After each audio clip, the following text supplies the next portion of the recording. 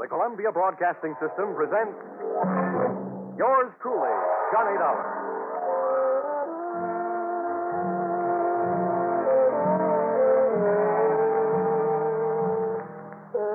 The next half hour has its baggage packed to take a trip with America's fabulous freelance insurance investigator, Johnny Dollar. At insurance investigation, he is just an expert.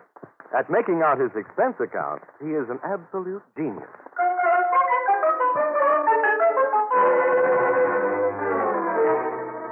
Expense account submitted by Special Investigator Johnny Dollar to Home Office, Nutmeg State Casualty and Bonding Company, Hartford, Connecticut. The following is an accounting of my expenditures during investigation of series of accidents affecting your policyholder, the Funfair and Weatherly Carnival shows.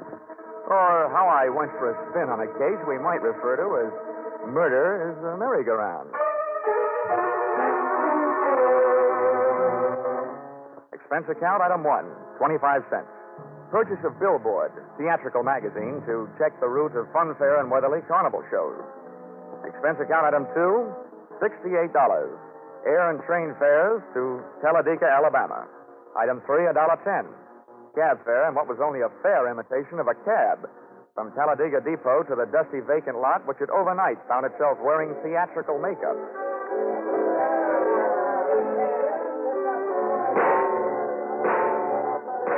Brightly as the hot sun beat down on the midway, it couldn't help the layout of canvas and slats from looking beat up. A perspiring mechanic shot sparks of profanity back at an obstinate motor as he tried to get it to roll the giant hoop of a Ferris wheel. I asked him what he knew about the accident of a week before when a car dropped off the same Ferris wheel, badly injuring 3. He was charming. Listen, pretty boy. Don't go getting nosy around here. The Joe in charge of the electric scooter concession was just as sweet. On the subject of how come one of his scooters blew up a few nights back, sending a citizen to the hospital, he just didn't feel like talking. If you ain't a cop, start moving. If you are, where's your warrant? I was just asking the pilot of the giant airplane spin who he thought might have cut the cables the night one of his wallboard gliders took off across the carnival crowd, crashing and busting up a few more customers, when I got a canvassman's version of a sharp answer. A tent stake right behind my ear.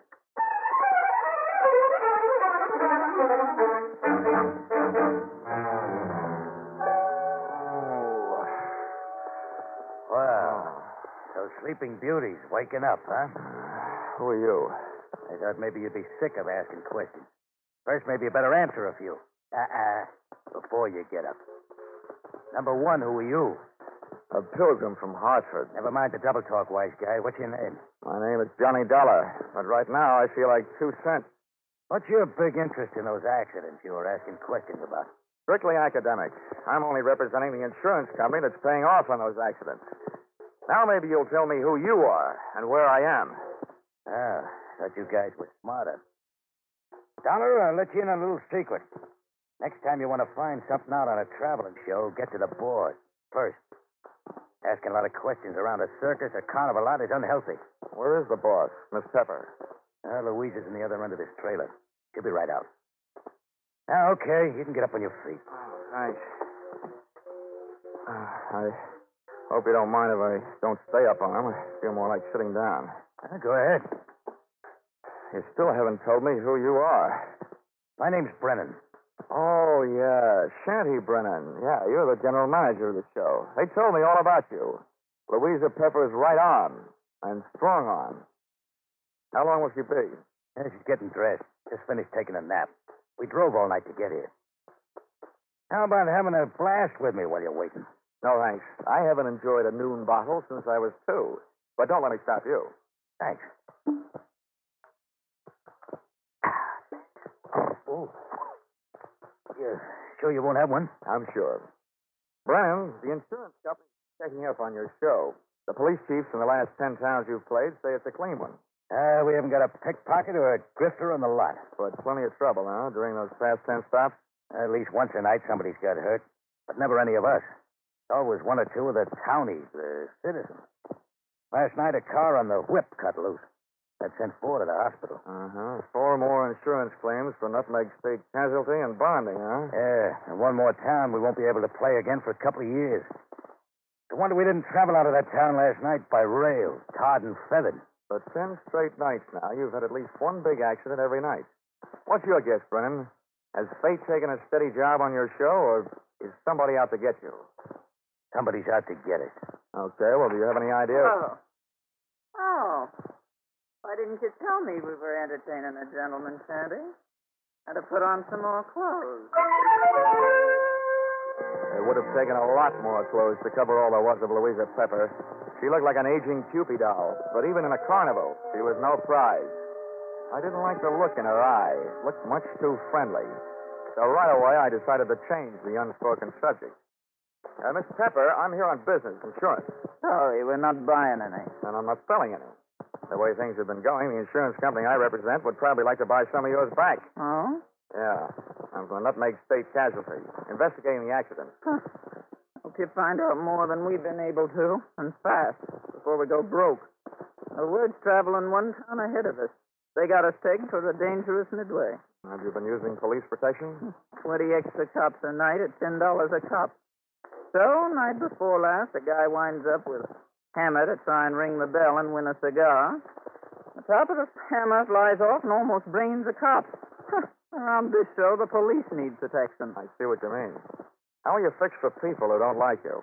We got many to choose from? Dollar, we treat our help fair and square. We know them all and trust them all. Fire anybody lately? Nobody. The only ones who left were floaters. But none of them had a beef. Okay, Miss Pepper. Now think back. In all your life, who do you know who'd most like to see you have a real bad time? Only one guy. And he's not around. Dead? As good as. He's in jail. Has been for the last 8.5 years. That's a long time. How long did he go up for? 10 years.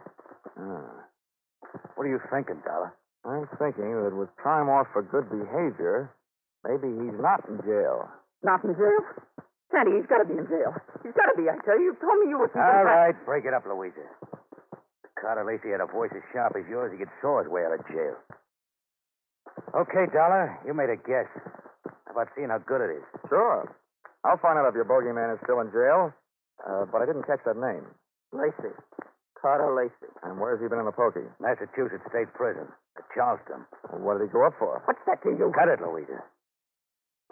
Dollar, we sent Carter Lacey to jail for attempted murder. He tried to kill Louisa's niece, Myrtle. Is she around? Running the snake show on the Midway. Dollar. How soon can you check whether Carter got out? As soon as I can make a telephone call. But, Shanny, before I do, I'd like to elaborate on that guess I made. Now, I'd not only guess that Carter Lacey is out of jail, but I'd also guess that he's been out a little over 10 days.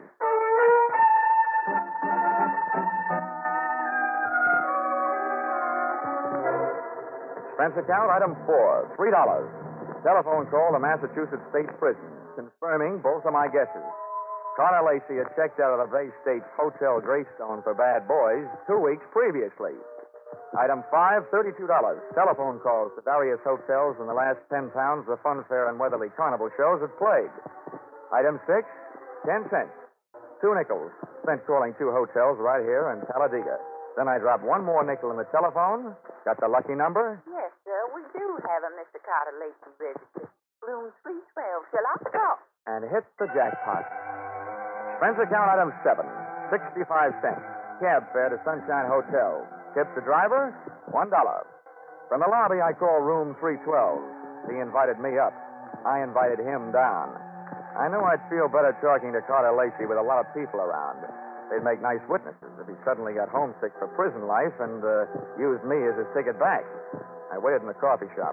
The waitress brought me a cup of coffee, and my palate went to work refereeing a one-sided bout between the strong Java and the weak cream. Hello. Dollar? All right. Sit down. Thanks. So you're Carter Lacey, huh? Have some coffee? No, thanks. It keeps me awake nights. How about your conscience? Having the same trouble with that? My conscience deserves an 8.5-year rest. But it can't start its vacation until I even up a few scores. Busting up carnivals. Child's play. Look, Dollar, over the phone, you told me you're an insurance investigator. You can save your company a lot of money. How? Call them up and tell them not to insure the lives of 3 people. Because any minute now, 2 of them are going to be dead. Louisa Pepper, Anise Myrtle, and Shanty Brennan. Yeah, Dollar. I'm going to kill 2 of those people. The other one's still my friend who's going to help me do it. In case you don't know your law, Dollar, don't bother calling the cops. I can't be held for making a threat unless I put it in writing. Well, Lacey, I don't know what your beef is against the people running that carnival, but those accidents have been hurting a lot of innocent bystanders. Dollar, you're talking to a guy who really knows what it means. Getting hurt as an innocent bystander.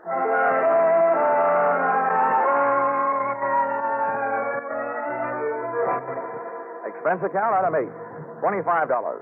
Retainer to local detective agency hiring shadow for Mr. Carter Lacey. Explanation: an ounce of crime prevention is worth a ton of trials. Item 9, $1.20. Cab fare back for the evening's festivities at the Fun Fair and Weatherly Carnival, which was rapidly becoming more and more of a thrill show.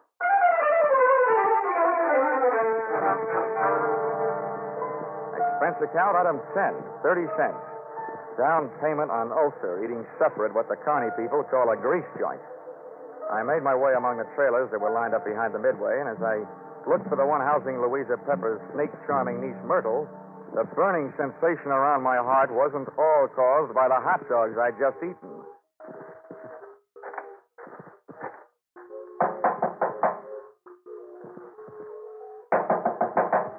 Who is it? I've got a message from Carter Lacey. What did he say? I said I've got a message from Carter Lacey. For you and your Aunt Louisa, Shanty Brennan. You're the only one I haven't met yet, so I thought I'd deliver it to you first. Where is he? In town. Got any snakes in the trailer? No, of course not. All right, then. How about inviting me in? Are you the insurance guy they told me about? Yeah, that's right. Okay, come in. What did Lacey say? He said that he's going to kill 2 of the 3 of you. Which 2? Didn't he say? No, he didn't. He just said that 2 of you are going to get it. And that his one friend among you, the remaining one, is going to help him do it. He'll do it. He hates us. I know he'll kill us. You say Louisa and Fanny don't know yet? No, they don't. You're the first to know. Well, then wait here. I'll run tell him. I'll stop back here before I go into the tent to do my next show. Grab yourself a drink. I'll be right back. But she wasn't right back, and it's just as well she wasn't. She might have interrupted me while taking a sightseeing trip through the drawers in the trailer's built-in bureau. The piles of silky nothings that give gals that certain something didn't tell me anything I hadn't known about women before. But a little black book stashed among them did. I needn't have rushed my search, though, because Myrtle Pepper was still gone after 10 minutes.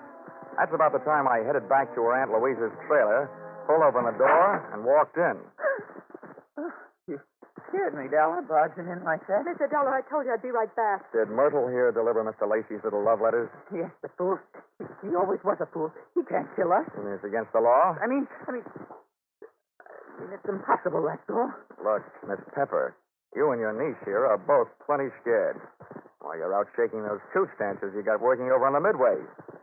Myrtle, have you told Shanny about Lacey's threat? Yeah, I met him on the way over here. Asked him if he'd feed my snakes before showtime. They're dangerous to work with if they're hungry. Yeah, I told him. He said he'd join us here. What did he say when you told him? He said if Lacey had one of us helping him, then the 3 of us had better stick together so we could at least watch each other. Smart man. He had a good idea. I see the 3 of you had better stick close to each other, beginning right now. Come on. Where are we going? Over to the snake tent. And when we get there, Myrtle, you'll be the only one of us who'll be among friends. The 3 of us left Louisa's trailer. We walked past the back of the shooting gallery concession right in the front of it. And along the back of the line of canvas shanties. We stopped at one. Myrtle pulled back the canvas flap, and I stepped in ready for anything. With the ladies not far behind me, I edged slowly over to the square red board fence set up in the center of the tent. There were danger signs splashed in white paint along the outside walls of the pit. I clenched my teeth and looked down to the wire mesh top at a slithering tangle of writhing, angry reptiles. And there, lying among them with a vicious red welt splashing his forehead, was Shanty Brennan. He was feeding his snakes, all right.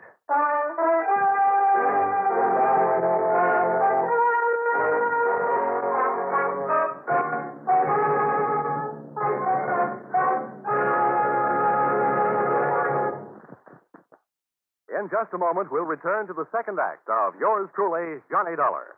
But first, here is some news. 30 minutes of new thrills will be added to CBS 10 Great Sunday Night Entertainment this coming Sunday. At 6:30 p.m. Eastern Standard Time, where you formerly heard Spike Jones, CBS will bring you screen star John Lund in an adventure-packed tale of a ship filled with terror and horror. This story, A Shipment of Mute Fate, starring John Lund, is the first of 3 special broadcasts from CBS' famous Escape series. It will be heard over most of these stations immediately preceding a familiar show which brings you a different kind of escape, The Jack Benny Show. And now, back to yours truly, Johnny Dollar.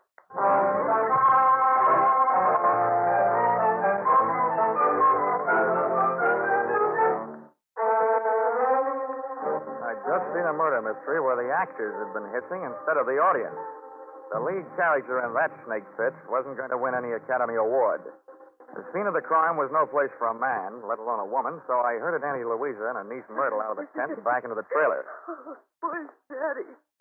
Oh, horrible. Yes, I was wrong, Dollar, when I said Carter Lacey couldn't do it. What's going to happen to us? According to what Lacey told me, Myrtle, what's supposed to happen is only going to happen to one of you. Huh? What do you mean? Well, he claims that one of you was in this with him, and that one knows she's safe. This may turn out to be an acting contest between you two. What's that crack supposed to mean? Well, the one who's safe wouldn't want anybody to know she feels safe, huh? Oh. I wish I had learned to cry. Louisa, you don't think it's me? Well, I know it ain't me. Oh, ladies, how about observing a moment of silence in memory of the deceased while I give you a few instructions? Okay. Have you got a gun in here, Louisa? Yes, and a license to carry it. Good. Where is it? The gun, not the license. I won't give it to you. Well, if you don't, people might get to thinking that you're Carter Lacey's girlfriend and accomplice. Anyway, I don't want the gun to take with me. I want to leave it here. Where is it? In that drawer right over there. Which end of the drawer? What's the matter with you, blind? You'll see it. I'm not turning my back on you. Which end? You'd make a lousy trapeze artist, Dollar. You don't take any chances. This end, toward me. Thanks.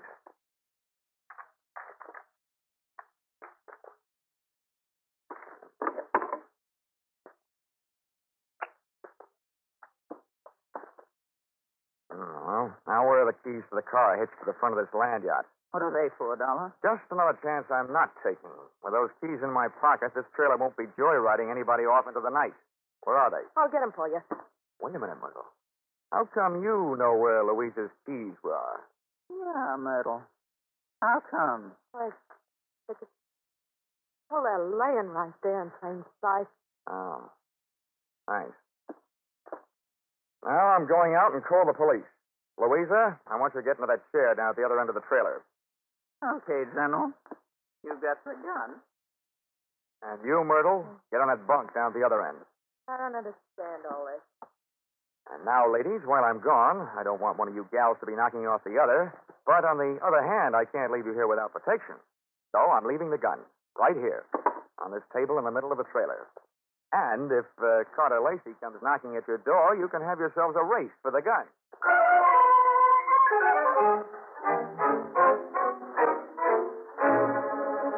Expense account item 11, 5 cents. Telephone call to the local police, plus another nickel spent calling a taxi. The cops arrived in 4 minutes, the cab in 15. Its driver had no siren to take him through the traffic lights. Item 12, $1.10. Cab fare on an exceedingly slow and torturous trip to the Sunshine Hotel. Tip to his kind of a driver, a nickel. I went up to the 3rd floor and headed down the hall to Carter Lacey's room, 312. I rapped for an entrance, but all that came back was an echo.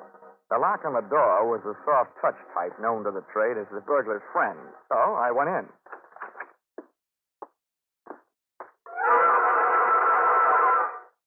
Stars still in Alabama?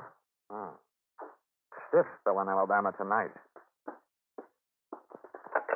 Oh, Operator, this is an emergency call. Let me have the Tuskegee police, will you? Hello? Police department? This is the same guy who just called you from the carnival to report a murder. Yeah, well, you can send in the 2nd team. I've got another one for you over here at the Sunshine Hotel. Room 312. The party's just been strangled. Yes, I'm sure. Lots of bruises and deep-set fingernail marks on the throat. Sure, I know who it is. The name of the deceased is Myrtle Pepper. Myrtle Pepper certainly had been a fast worker. She not only had beat me down to the hotel, she'd managed to get herself killed in the bargain.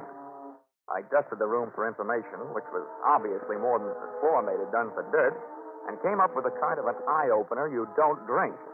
A pint-sized surprise in the form of some old newspaper clippings and Carter Lacey's prison release form. And what let him out let me in on something. I got out of the room into the elevator, and when I hit the lobby wondering where to start looking for him, I found him sitting there looking at me. Hi. Well, you want to talk, Lacey? I don't want to. But if you want to try and make me, what's the matter with right here? Okay. I supplied you with an alibi today. I don't see him in the lobby. That detective? He had stomach trouble. He got kicked in it. You can reach him at the city hospital. You know, in prison, I was a trustee. I get out, nobody trusts me. Oh, with that forecast you gave me this morning, what else? Forecast? Yeah. You predicted that you'll kill 2 people. Well, tonight the 2 people are dead. Shanty out at the carnival, and now Myrtle up in your room. What does that make you? A good forecaster. Or the killer, maybe? Thanks for the maybe. Look, Dollar, I came to this town to take care of something. I took care of it. You want to yell cop? Go ahead. From now on, nothing bothers me. Well, then stop chewing your nails. You told me this morning that one of those 3 people was working with you. There's only one left. And suddenly, Lacey, I don't believe your story. Suddenly, I don't care. Shanty Brennan lied to me this morning. He said that you went to prison on a charge of attempted murder. Your prison release papers say you went up for grand larceny. You see what happens to bad little boys that tell lies? I'm not through yet. I fished a bank book out of Myrtle Pepper's trailer, a 3-way joint account. Myrtle, Shanty, and Louisa. The first deposit, $60,000.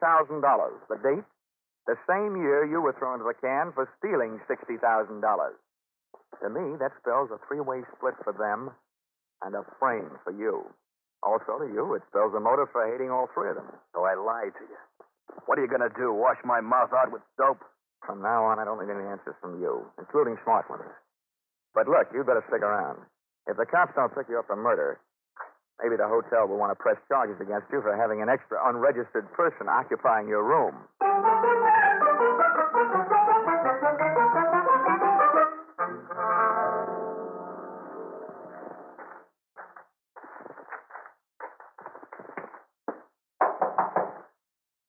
Who is it? Johnny Dollar. Oh, wait a minute. Where's Carter? They arrested him? Tell me, did he escape? He's at the hotel, and the cops are on their way down there right now. I hope he's more talkative with them than he was with me. You talked to him? Yeah, I had a long, one-sided conversation with him. There's one thing I still can't quite figure out. Whether he really intended to kill Shanty and Myrtle or not. Myrtle? Yeah, strangled. Myrtle? Poor little angel. Of course he meant to kill him. He hated him. He hated us all. Well, you can hardly blame a fellow for being annoyed, framed on a grand larceny trap by 3 old chums. But you've got the wrong idea, Louisa. What I meant was, did he ever really intend to kill them himself? Or did he just intend to set off the greatest chain reaction since the atom bomb, and just sit back and watch the 3 of you try to beat each other to it? Well, that's crazy talk. Yeah, like a fox, maybe. He made his threat to me knowing I'd carry it back to you. I say you because you're the only one left. You see, he set himself up as a patsy. He'd been framed by you once before. To me, it looks like Carter Lacey learned a few things about wrong people during that 8-year stretch. Namely, that they never trust each other. You're absolutely nuts, Dollar. I think you'd better get out of here. So, peddle your insurance. The cops will take care of Mr. Lacey. I don't think they will, Louisa. Why not? Myrtle was strangled. That's the kind of murder a man would commit. Well? But there was a set of deep fingernail marks on her throat. And Carter Lacey bites his nails. So maybe you'd better get yourself a manicure before the police arrive. Thanks for the advice. Stand right there, Dollar. This time I got the gun. Hold everything, Louisa. Carter! This is a standoff, Louisa. Point that thing someplace else before I point mine up your snoot. Okay, Dollar, get out. What's the matter with you, Lacey? Are you cracking up? Your plan was going along fine. First, Myrtle tossed Shanny to a snake. Then Louisa took care of Myrtle. There's only one left, and the state will take care of her for you. That's not enough. There's one satisfaction I haven't enjoyed so far. That's hearing one of these pigs squeal. Carter, we can still split the money in the show and get out of here? The only one that's going to get out of here is Dollar. Beat it. I beat it all right. I was the only one in the trailer without a gun. I plunged into the darkness looking for something and came up with a tent rope, dashed back to the trailer door, and lashed the knob to the guide rail. I didn't want those gun-happy birds flying the coop. Just then, the season opened. I didn't know who was going to come out the worst in there, the hunter or the hunted. The only key I had to the situation was the key to the car, the one I'd picked up earlier in the day. The car turned the trailer through the carnival back lot and out into the highway. When I hit the cement, I started spinning the rubber.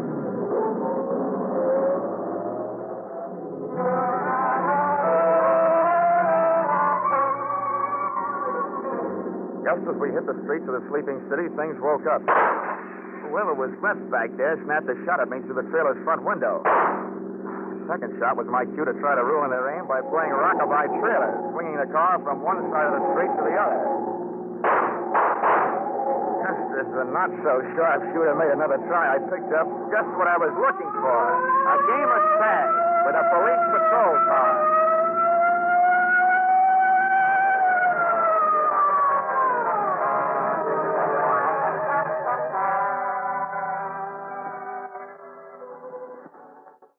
Expense account, item 13, 15 cents, bicarbonate of soda. Those Midway hot dogs I'd had for supper were no thoroughbreds. Item 14, $35, cigars for night shift. Talladega police, for whom I had started things smoking. Item 15, $3, hotel bill. But never let it be said that I ever turned in a measly $3 hotel bill for myself.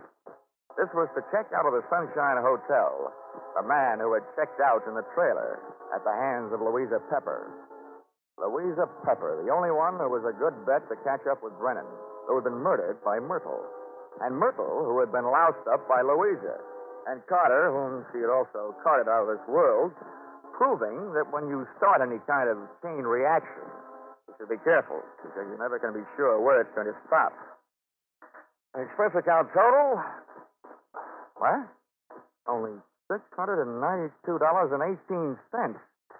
I must be slipping. Yours truly, Johnny Dollar.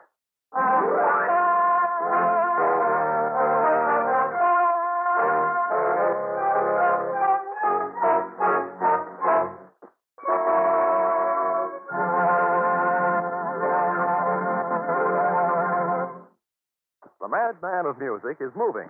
Yes, Spike Jones, formerly heard on CBS on Sunday, is already unpacking his famous collection of split guns, dishpans, and other instruments, ready for tomorrow night's premiere broadcast as a CBS Saturday star. Hear the Spike Jones Show on most of these same stations tomorrow night at 7 o'clock Eastern Standard Time, when it joins Vaughn Monroe, Gene Autry, Gangbusters, and Sing It Again as a regular Saturday night CBS feature.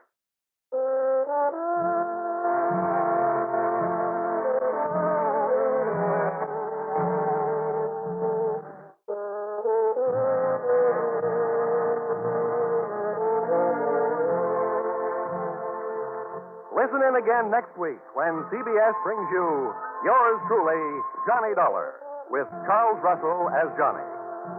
Yours truly, Johnny Dollar, is written by Paul Dudley and Gil Dowd, with music by Mark Warno, and is produced and directed by Richard Sandville for CBS, the Columbia Broadcasting